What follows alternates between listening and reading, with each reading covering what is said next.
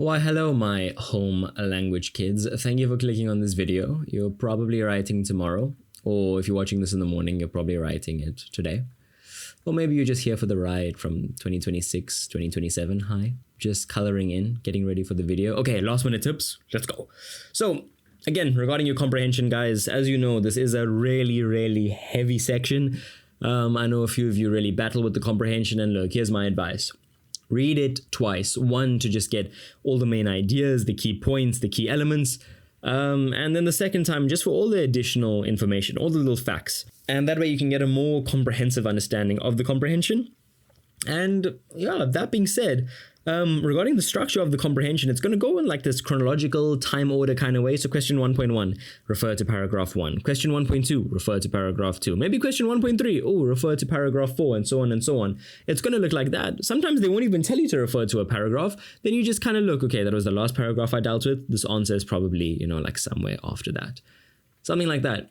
And you should be fine. And I think most importantly, above all else in a comprehension, be guided by the mark allocation. If it's a 1 or 2 marker, you can get away with just, 1 or 2 sentences. If it's a 4 marker, put some serious meat on that bone. Look, you don't have to follow Peel to the T. This is not some kind of lit essay, but give me a nice point. Explain it well enough. Maybe even quote from the source. Show me some kind of evidence from line 7 or line 8. Not the whole sentence, but just a clause from that sentence. And then ultimately link it back to the question. So you can utilize Peel in a comprehension. You most definitely can, and it adds some level of structure to your answer as well. So that's a comprehension. It is just going to be 30 marks. You will get a text A, you also get a text B, and you could get one of those juxtaposition questions. I mean, you will compare text A, compare text B, whatever it is. So we're comparing, contrasting, looking for the similarities, looking for the differences, and just giving a holistic answer. And ultimately, that is going to be a level 4 question that will kind of, put a divide line through the distinction candidates and, well, the non-distinction candidates.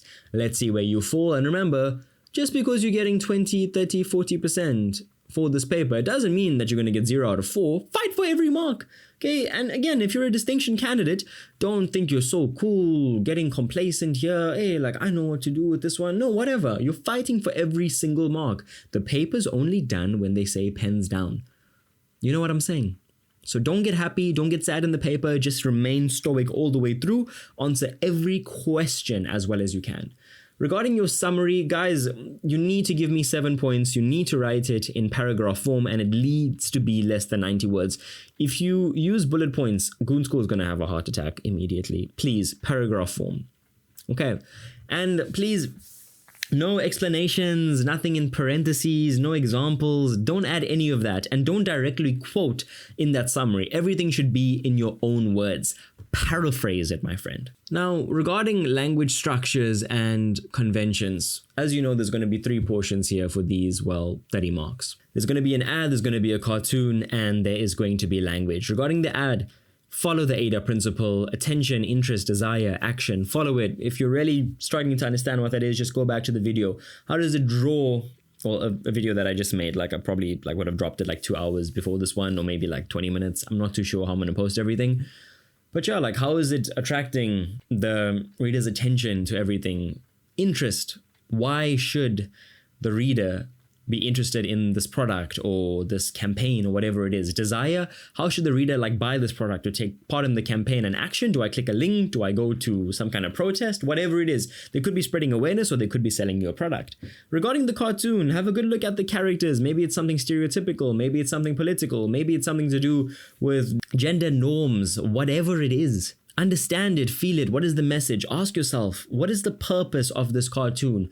Why has the cartoonist opted for this cartoon? See it from their point of view. And just in one sentence, try, before you even start the questions, after you've read the cartoon, in one sentence, think to yourself, what is the purpose, the overall message of this cartoon? And only then you should start. Look for all the visual clues. If it's in bold, if the speech bubbles are jagged, if there's caricatures, if parts of the characters are exaggerated, whatever it is. That could be humorous, it could be sarcastic, it could be a very serious cartoon. Who knows what you guys could get. And regarding your language, again, malapropisms, tautology, concords, everyone, I know you guys hate concord, But yeah, just study the rules, go through it, go through the language videos that I've put out. Look at what your teacher has given you. Understand the language, feel it. And look, you don't have to go through that whole like blurb. Okay, start with the questions immediately. You're probably going to be struggling for time at the end of the paper. Just ignore the blurb, get straight into the questions, and only go back to the actual blurb to look for context. Now, guys, just read all the instructions very carefully. Ultimately, you don't want to like disobey what they want in the paper. Look at the mark allocations, look at the instruction word, explain, discuss, critically evaluate, whatever it is. Look at that and answer all the questions. Please don't leave any marks on the table and start each section on a new page. Look, after you finish the comprehension, don't just start your summary just like that. No, that's crazy. Start on a new page. Look, I know you care about your save the turtles and the environment and all of that, but this is the exam. Just obey the instructions.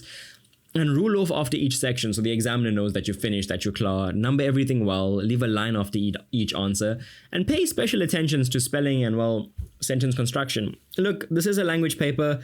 Look, spelling, like, yeah, to some extent it doesn't count in the comprehension and whatever, but look, overall, you want to leave a good impression on the examiner or whoever's marking your paper. You want to make it easy for them to read and write. You don't want them to, like, start deciphering these hieroglyphics that you've put on the page, you know, like we're in ancient Egypt. And sentence construction, construct full sentences. This is not like an FAL paper. This is home language. Full sentences everywhere asseblief. And try your best to follow this time allocation. So section A, your comprehension, text A, text B should be 50 minutes, just under the hour mark. Section B, your summary, I don't totally agree with this. I don't think you should be taking 30 minutes for a summary. I think at max it should be 20. When I was in matric, I was pushing 15 to 20 minutes. I practiced so many summaries just so I could fly through it and give more time to myself with the easier section C, I believe. You can push 10 out of 10 for the advert, for the cartoon, and for the language if you know your theory.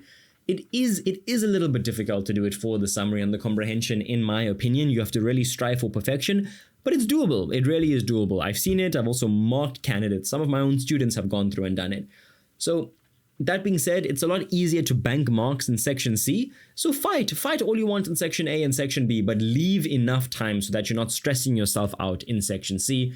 And most importantly, write neatly and legibly. Please, please. You want the examiner to be as lenient as possible. You want them to be able to read what you've written. If you're one of those students who can't even read what you have written, my friend, I don't know. You're probably going to leave marks on the table because the examiner will have no cooking clue what it is that you've said. So yeah, just make it easy for them and ultimately go ahead, write and enjoy this paper. Look, if you're a matriculant watching this and you're writing tomorrow or this morning, whatever it is, this is your last English paper 1.